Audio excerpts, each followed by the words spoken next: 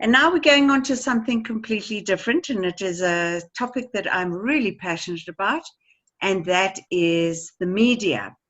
Now, in our first webinar, we chatted about the power of the media and how the media must be seen. We suggested that all the coaches think of the media, you change your mindset, and think of the media more as your friend that can help profile not just yourself, but also the school. So we thought this week we'd bring somebody in who has been a journalist or is a journalist. He was with Media 24, and then he came up here, well, first of all with Volksblad. He was in the Free State. Then he came up to Joburg and he ran the Afrikaans newspaper school sport magazine called Yip. Then he decided to branch out and go on his own and start his own school sport TV channel. So he's a great friend of us here at Intune Communications. We've traveled around the country attending events with him. We've had great fun. He's a great character. So, Hannes, over to you. Tell us all about your career and tell us all about what you have to offer. Thank you very much, Cassie, and thank you everybody that's on for this opportunity. Yeah, I'll just start out a bit at the beginning to give you just a background, a bit of how did it. I didn't plan to get into school sports and get into that. I always planned to have something in rugby. It was always my passion when I was at school, but just a bit on a background on how did it come that I have the website School of Rugby, School of Netball, School of Cricket, and then started streaming with DigiTV, a new company, and we're also into education. So just to start off, when the idea for the School of Rugby, how it started way back was, I started at Volksblad in 2004, year after I left school. I've started writing club rugby just to get in there, and did a bit of professional rugby as well at Griquas, writing there. As a youngster, I was still 18, 19 years old, and then started writing school rugby. And the idea for me, how it came about was, I had Encarta. I don't know, the older people here might remember Encarta, the CD that you get. We weren't that online as much as we were today, and I thought maybe there should be Encarta for rugby so I can see all the Springbok tries or therefore, and from there it branched out to a couple of years later in 2006 when I started School of Rugby, just from covering school sports and being pulled in by the passion there is in schools, and also the persons that I met. Usually journalists only uses school sports covering or as a stepping stone. They usually just do it like for 2 or 3 years. And I think in all the years that it's only been Theo Garin who was at the start that has covered more years than I have at the moment. So there's and I'm still young, so there's not a lot of journalists, sport journalists use the school sports section as a stepping stone, as I mentioned. So yeah, so at school, my experience was with media, playing cricket, rugby, was that it's only a couple of schools, and it's probably just a perception from being young at that age that did get coverage in the newspapers and so forth. There weren't, when I was at school, matric in 2003, there weren't websites that covered any school sports. It was only in the newspapers once a week. There was a little article and a few scores in it. It changed dramatically over the last couple of years since I've left school. Yeah, so, and it was also the way that journalists covered school sports at that stage was, I felt that every school needed to be handled on the same level. Even if you are in grade college, I see Mr. Dewar on here from Selborne College, I must handle those schools the same as I handle a Cambridge, a Brantford, or any of the smaller schools, because I had opportunity to speak before first team match for one of the smaller schools, handing over their jerseys the night before a big game. And I said, I had a discussion like 2 weeks ago with Kobani Bobo as well, about when he was at Dale College and moving to Rondebosch. And you only feel the same pressure, the same tradition, and the same passion pulling on a first team rugby jersey or any for your school. Again, when you play, when you get the opportunity, which are only for a select few, if you represent South Africa, you won't get it playing for a senior professional team or provincial team or a union. It's not the same. So even it's the same if you play for a small school or one of the big powers that are out there, the more traditional rugby schools and sports schools. I'm sorry for going back to rugby every time, but it's where most of my passion are in, and then as well as in the education sector, where I will touch on later a bit. But it's the friends that I've made within the school sports arena that made me stay for longer and not move on becoming a senior sports writer or so forth. So I've been doing this for more than 30. This would have been, I think, my 13th year covering schools, rugby school sports. And I needed the break. So I say COVID maybe came at a good time. It's not good for sports, but I tried to make the best out of the situation that happened. And it's good to take a break and sit a bit back and think, oh, this is maybe what we must do in future to give better coverage and not put too much pressure on the school kids and the whole system. Because it's important for a healthy system that everybody plays their part and know where the boundaries are within the system. So, just to finish off this first section is like, I think journalism, a lot of journalists will tell you journalism chooses you.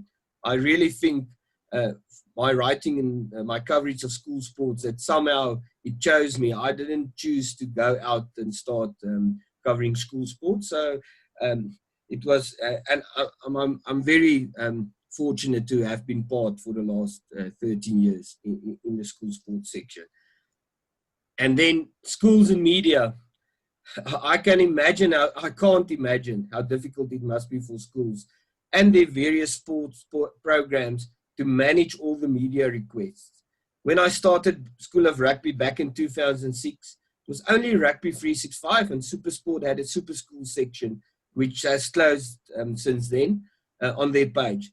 These days, there are more websites and blogs covering, especially schools rugby, and there are others as well that covers hockey, the cricket, all of the various sports in the school section. So it's getting more and more competitive, and the coverage are getting wider. So it's also more difficult to manage what is out there, especially for the bigger schools that have a lot of more than 20 sports or 18 sports that are being coached and being practiced at the school.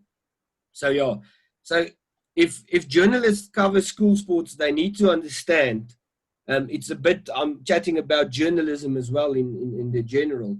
If journalists cover school sports, they need to understand that they are part of the education system. The school's most important business is educating the youth of the country.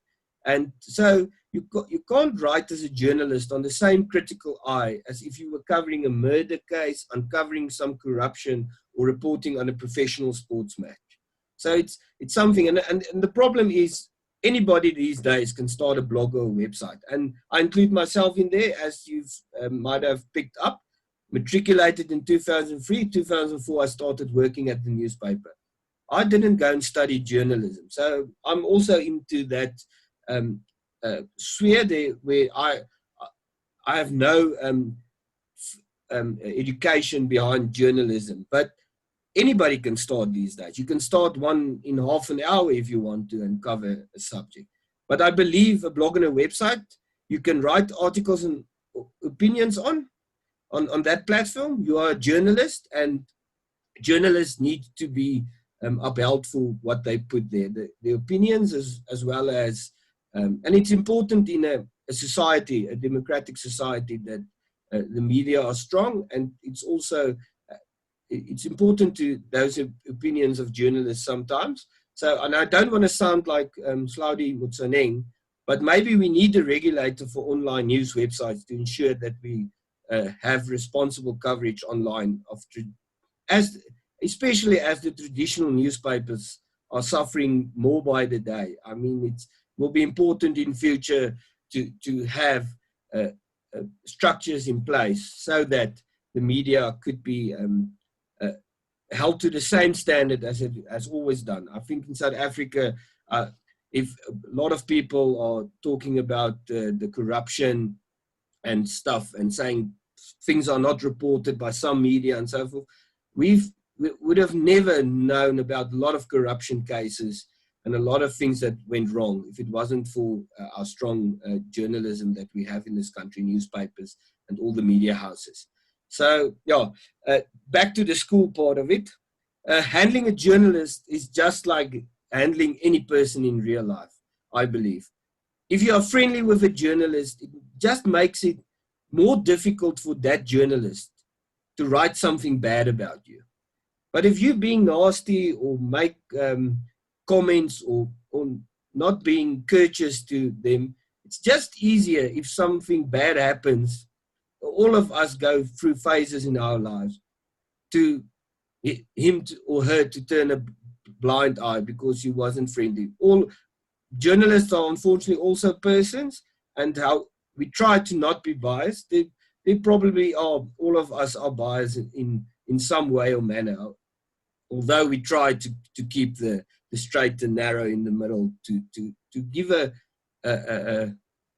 more a broader idea of what the situation is. My idea about journalism is that the media is a mirror, and it can only show you back what you are doing. So if you have done something bad, it's what the media will tell you what you've done. So it's and you have to have perspective in the journalist is only, he has to write both sides of the story, and a good journalist will always give the reader the opportunity to decide which side of the opinion he's on. So yeah, and the one thing that I've learned early on in journalism, you can't keep everyone happy. So if I write this school is the best badminton team, there will be 3 or 4 schools that feel they are better, and they won't be happy. So even if you just write the good stuff, there will always be people that's critical about your writing or the news that gets out there. So it's part of the job, and they always say journalists needs to be tough in that sense, that they need. You will get a lot of critical feedback on your articles.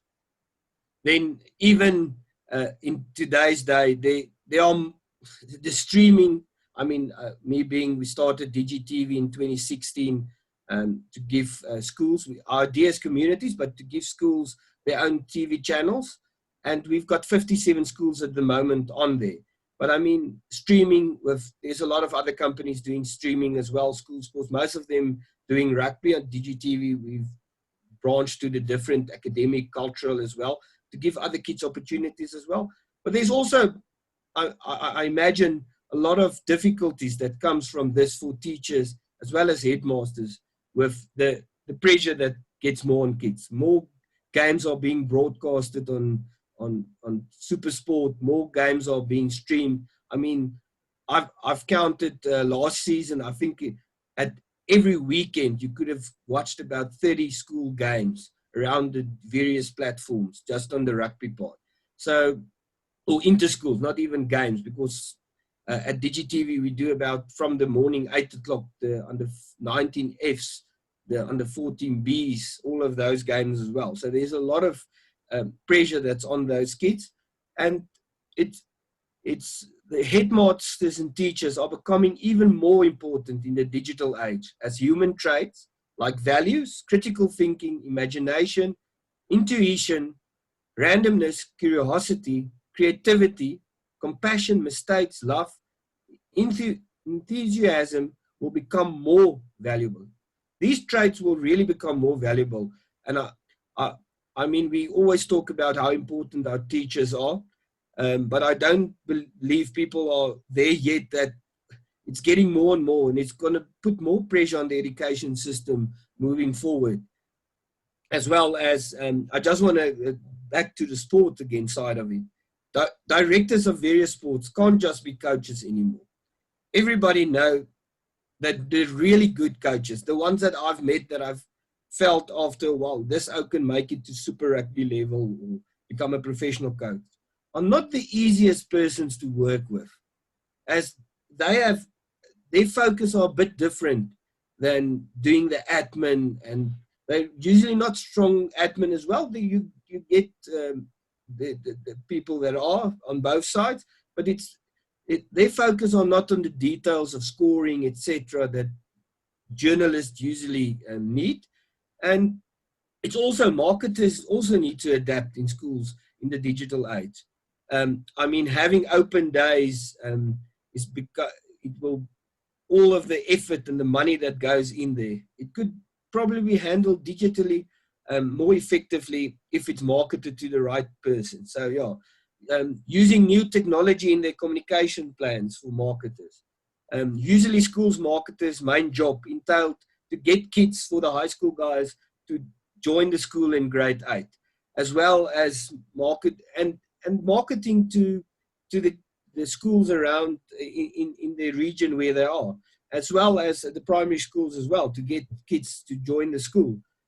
But it has become more than that in recent age. The last couple of years, it has become like a business. The more a school has become a business, the school has become a brand as well.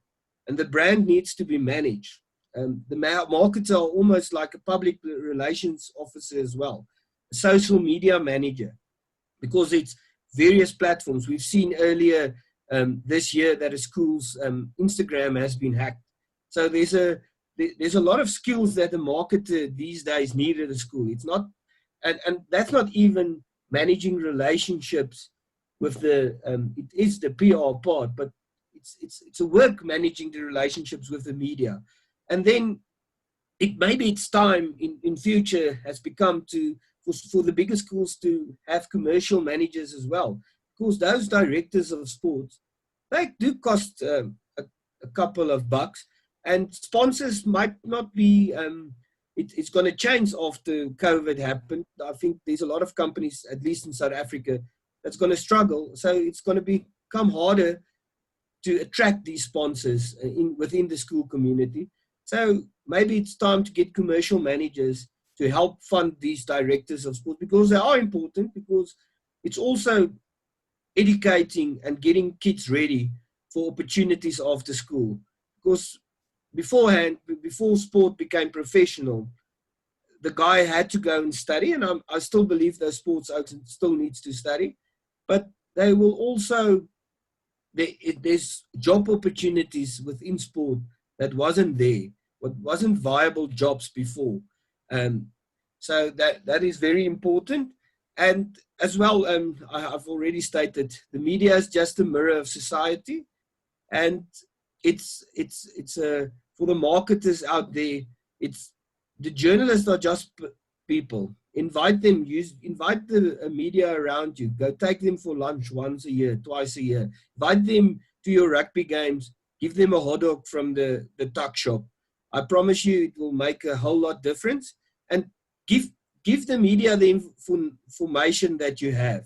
Please get the channels and the processes in place that you take the pressure of the directors or the coaches, that give the scorers. The more information you give the media, the more they can write about you. And if you give them it to them early, if it's, look, the one thing that I've read early when I decided I might want to become a journalist way back, was that journalists are lazy. And I must say most of them are. I can tell myself I'm also a lazy person.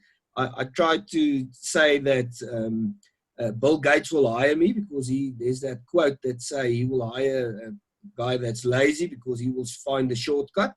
But if you give a journalist the information, they will, at least in school sport as well, they will use precisely that information. And if you just give them Pater Noster beat, we beat the hockey part of LA by 2-1, that's the only, he can write one sentence about that game. But if you tell him who scored that goals, what are the times, all of those, you will get more out of it. You will get 2 to 3 paragraphs in an article. Probably after a while, if you continue that in a regular phase, you will get interviews with the players and open opportunities for them as well. So there's a whole lot of ways to look at it, because I know coaches want to work with these guys, and coaches do a great work at school level. I have a great respect for school coaches, but it's also helping those guys. That's why the bigger schools have the opportunity to poach players as well, because the opportunities they open for players by giving them media exposure, getting their name out there.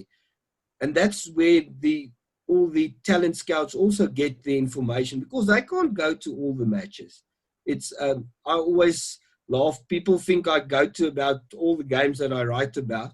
I tried, when I was still in Bloemfontein, it was possible for me to probably do 2 games or 3 games physically there, and then I would record on PVR TV game and watch it as well. But since I've moved up to Gauteng, I usually record, and I go streaming has now made it possible to go and watch a lot as well. But I can't even go and watch all those games. And you have to chat to the coach and get the information, who was the good players. And if that's where all the unions and stuff get the information from. And to part of it, I've launched the hockey part and the netball part and the cricket, but it has been difficult. The rugby guys have been more accommodating and used to probably of chatting to journalists through the years, because it has been the sport that has been covered. But I've tried to do netball, tried to get the hockey, but it has been difficult to get all the info, because I think that it's a whole learning system, and teaching the guys again to give the right information, give it timely, and then we could start and get more information and get opportunities for the kids out there. And then just so a quick one on I'll probably get a few questions from this as well. The POPI Act that has been it's going to have a major influence on a lot of coverage of school sports, I believe. The one thing that I believe where it will have an impact on my coverage on School of Rugby, at least, in the School of I don't know if they test on the other sports, so the illegal substances as well, the steroid use.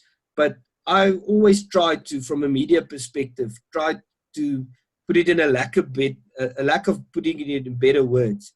Name and shame the kids that after they get an age that has been tested positive for steroids on the rugby level, because I believe there's no real world impact at the moment for their actions.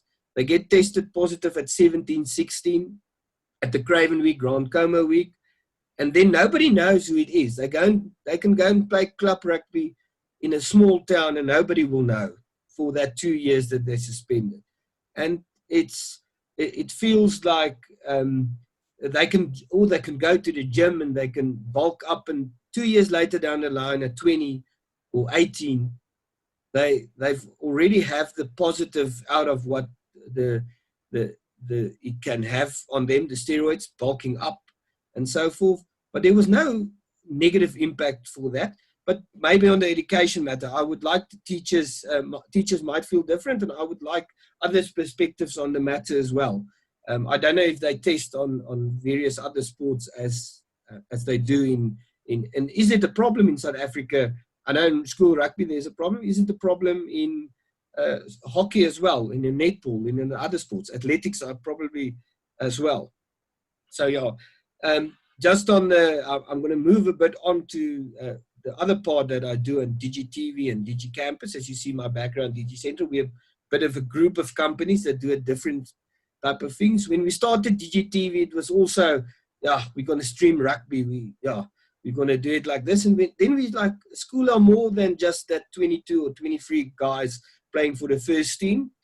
And we probably, it's better off doing a TV station for the school, so they can market the school. It's a communication tool as well.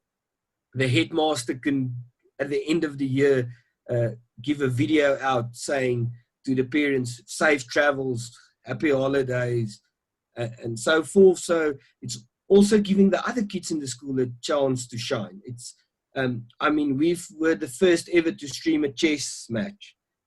First stream of many cultural events. We've seen first time, I think, ever that an F team or of various sports have been streamed. First time ever that hockey has been streamed. So it's, and we've always, we branched out into various communities, but the DigiCampus part of it has always been where we were heading when we started out in 2016. We believe education is it's going to be, it's where the biggest work lies ahead for South Africa and for the continent as well. In Africa, there's a youth explosion that happens with a growth of 2% per year. The Generation Z is going to learn on a different type of way, and I think we started the DigiCampus part last year, May already, and COVID has now forced a lot of sectors within South Africa, especially education as well, to digitally transform. We need our education system to move to a more blended learning approach. So just if I move a bit, I'll put a presentation up shortly as well. But we believe there's a different way of learning with challenges for the traditional way of teaching. And at DigiCampus, we provide unlimited access to video lessons to everyone in South Africa from grade R to 12 in several official languages. Each learner will, our plan is we are branching into Africa as well. We are on chats with Uganda, and there's a lot of things happening on that side as well. And it's also a bit to video learning. We believe, look, it should be blended, but the human brain processes video 60,000 times faster than it does text. And if you package everything right, it could be helping a lot more kids. And it's also on a platform on the internet. You can give a lot more kids access to a higher quality of learning and teaching. And with our 57 schools, we've managed to get, we've so far done the whole South African CAPS curriculum. So with the database on there with all the classes and stuff. So any kid can go 365 days a year, 24 hours a day, can go and check on this. And we're trying to get everything 0 rated. So it's inclusive and not exclusive. If I can go here, just want to share. If you have any questions so far, I can go through that as well. I don't know, Sean, if you have a few on the media part.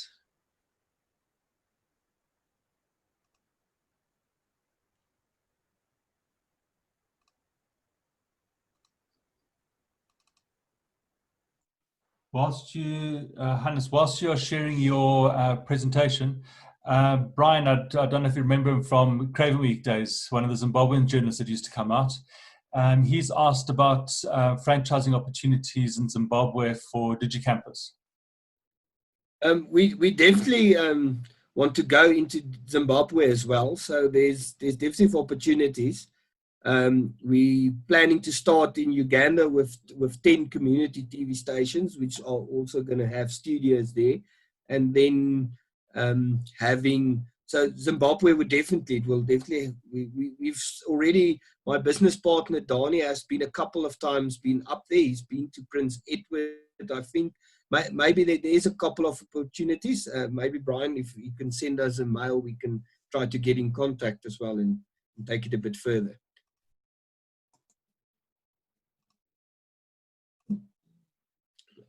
Okay, let's see. Let me put it on the presentation mode. Okay. So yeah, sorry about the. I think this was done on an Apple, but yeah. So DigiCentral is our group company with the various things in, but this is more about DigiCampus, which I want to talk about because the education is close to heart, and so we aim to educate and entertain communities within Africa. On our DigiTV platform, we already have 160,000 subscribed members and 152 studios around South Africa in the 57 schools that we are in. So yeah, and then on the education, we believe we have hit the spot because there's a bit on the platform side of there's a lot of LMS systems out there. We have the video production capabilities, and then as well on the education part with our partnering with the schools to try and to get the necessary, all the kids the opportunity to get a quality learning experience. Okay, also in 2019, we've done it for free so far. There's different types for schools as well that they can start their own where they can stream their classes to, which are a paid service, and then as well as with governments to give them an opportunity to get it into more schools. We are in talks with various of them, but there are opportunities that's in that as well. And then COVID-19, what we've learned, I've touched on it, we're not a COVID, we've seen there's a lot of education COVID-19. Suddenly everybody wants to hop on the bus, but we've seen, we want to be past COVID-19 as well.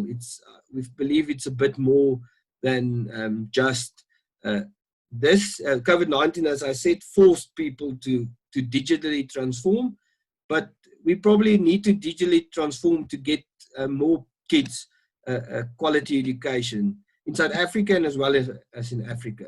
So as an integrated digital ecosystem, so just various grades, because most platforms focus on either maths or certain grades or different things. We've decided to do all grades because that foundation phase in grade R is also important, and it's important that in the various languages as well. So that's part of our strategy, and we plan to take into consideration the whole value chain: the principals, the head of departments, teachers, the administrators, and the learners. So the platform that everything is on one place where people can, and also give the administrators of the government the opportunity to see where is the problem, identify it early, how's the maths around,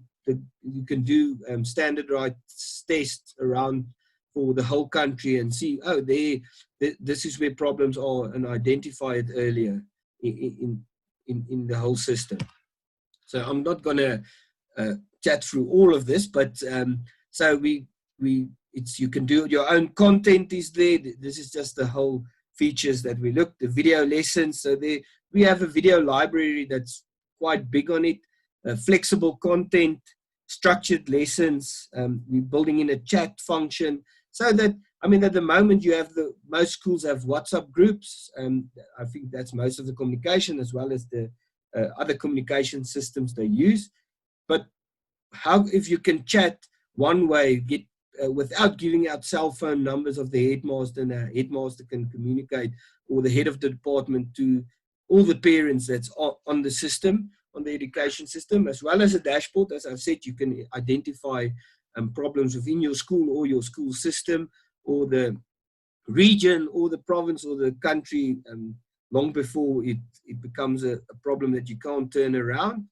And then as well, student collaboration. We need, it's nice to say everybody talks about blended learning, and it's mostly, but you need, the kids needs to collaborate with each other and do the assessments there and the learner management, and there's various things that you can, I can go on forever about the different type of education benefits there are to the collaboration of students within the system.